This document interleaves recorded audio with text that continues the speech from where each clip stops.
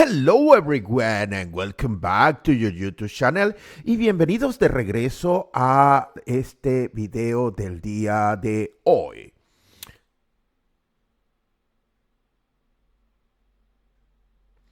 Hello everyone y bienvenidos de regreso a su canal de YouTube y bienvenidos al video del día de hoy.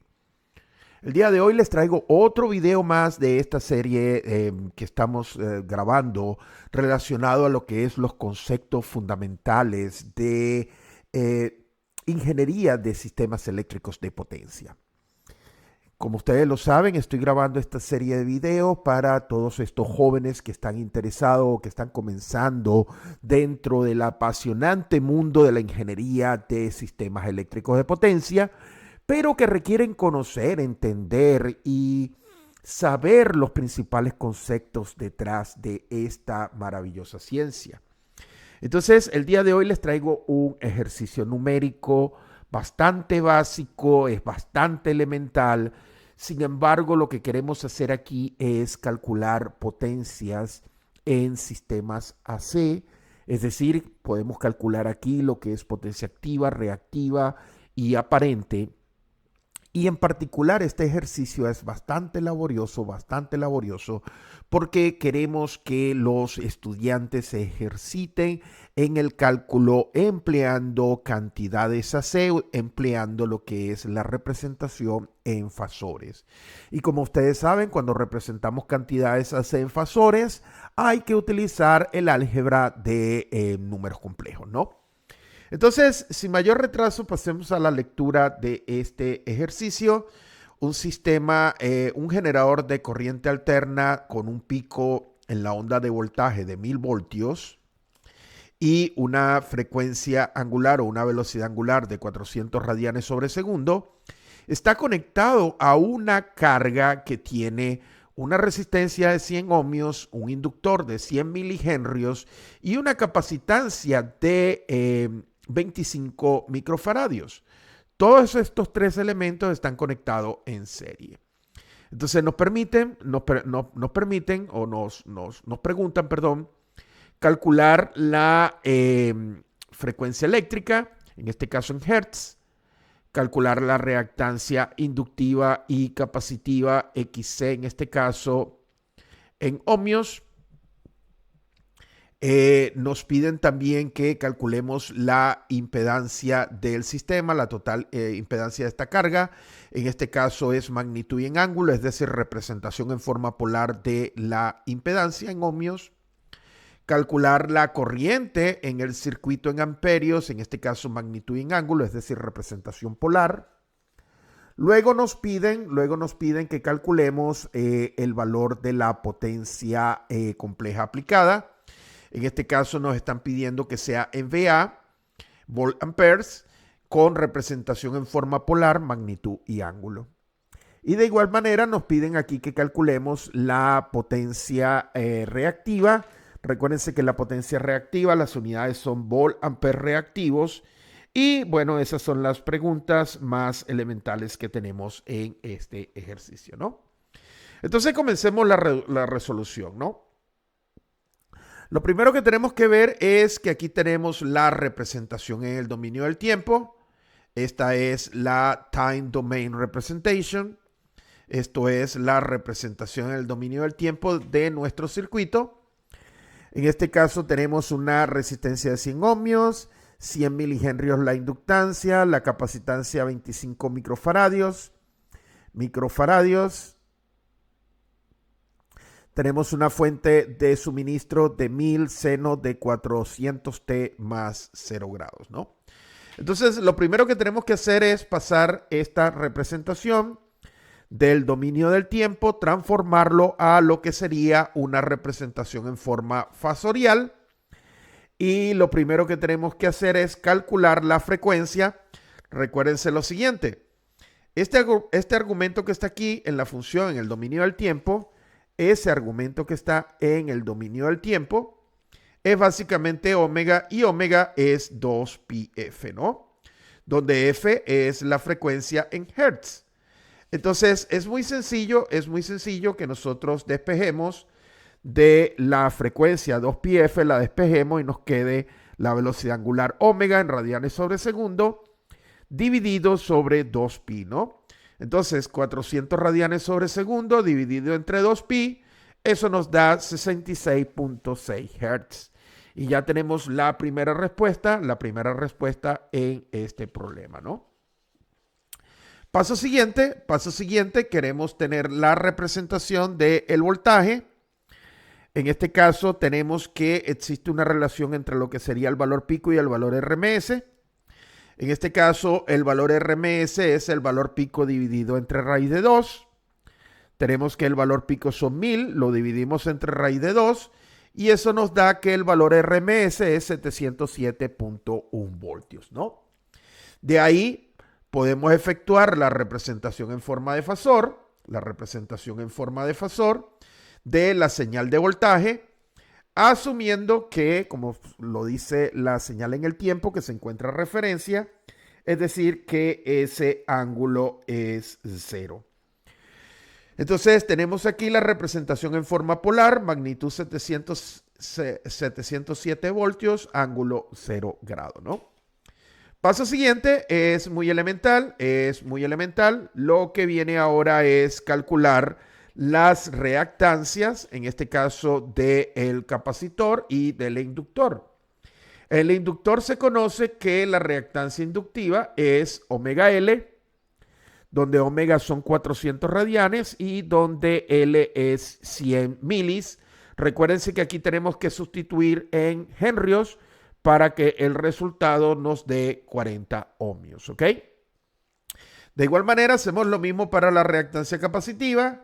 En el caso de un capacitor, la reactancia capacitiva es 1 sobre omega C. Conocemos 1 dividido entre 400 radianes sobre segundo, multiplicado por 25 exponente a la menos 6 faradios para que el resultado nos dé en ohmios. Y en este caso tenemos que el resultado es 40 ohmios para la inductancia, para la reactancia inductiva y 100 ohmios para la reactancia capacitiva. De aquí se ve claramente que la reactancia capacitiva es mayor que la reactancia inductiva, ¿no? Entonces, eso es un comentario que se hace ahí. Y el paso siguiente es que vamos a continuar nuestra resolución. Ahora vamos a calcular la impedancia. Y recuérdense de lo siguiente.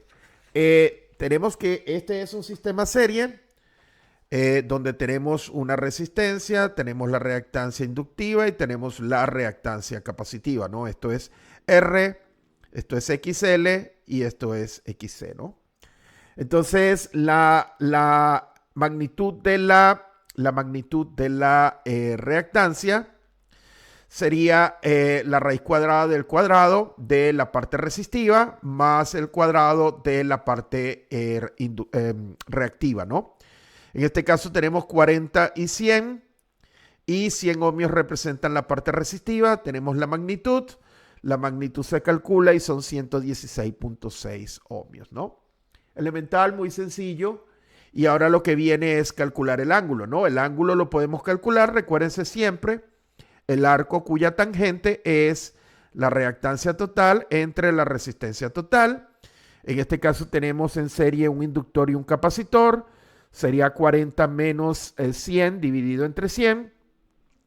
Y eso nos da un ángulo negativo, ¿no?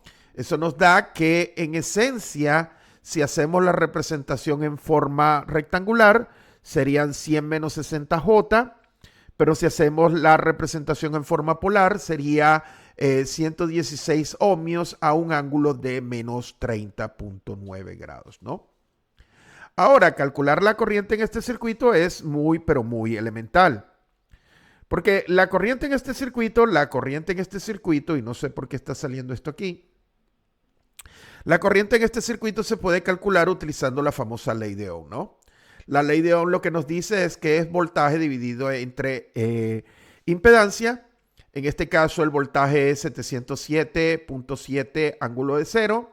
Y la impedancia es 116.6 ángulo de menos 30, ¿no?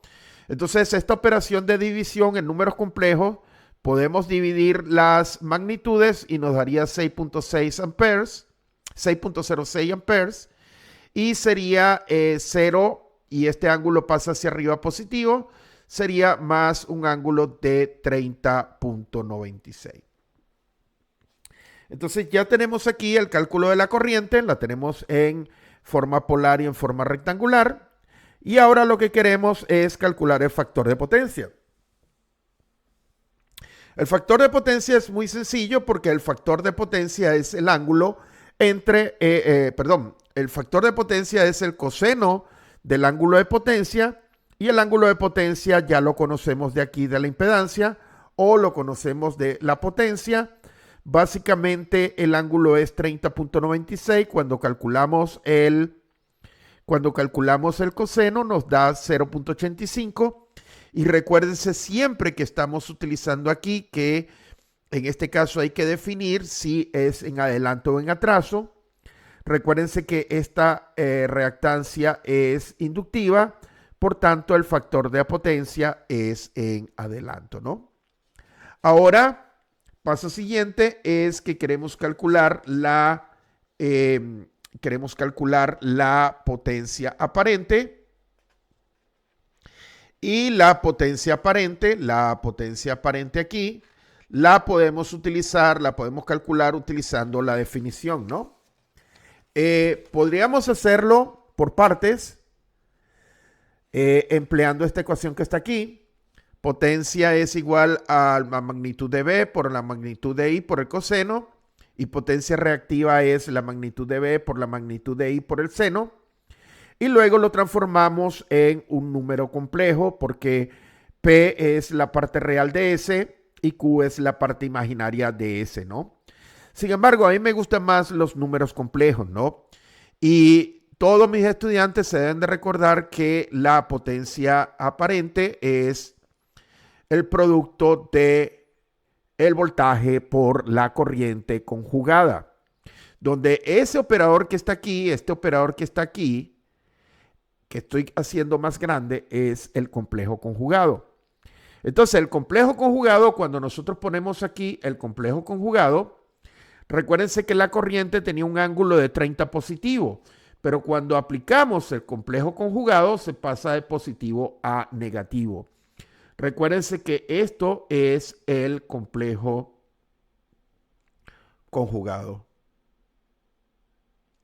Entonces, cuando se efectúa el producto, nos quedaría el producto de las magnitudes, y ahora este ángulo queda negativo, queda aquí como menos 30, y entonces tenemos la potencia aparente que está consumiendo esta carga, 4237 a un ángulo de menos 30 grados, o si la prefieren en representación rectangular, esta sería la potencia activa, 3676, y esta sería la potencia reactiva Q, 2205, ¿no?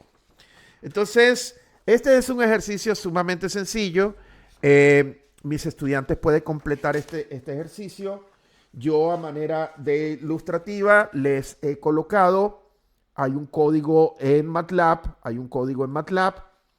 Si ustedes siguen este código en MATLAB, van a poder obtener los mismos resultados numéricos que hemos estado haciendo nosotros aquí.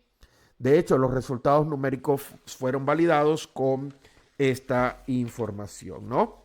Entonces, estamos llegando al final de este video.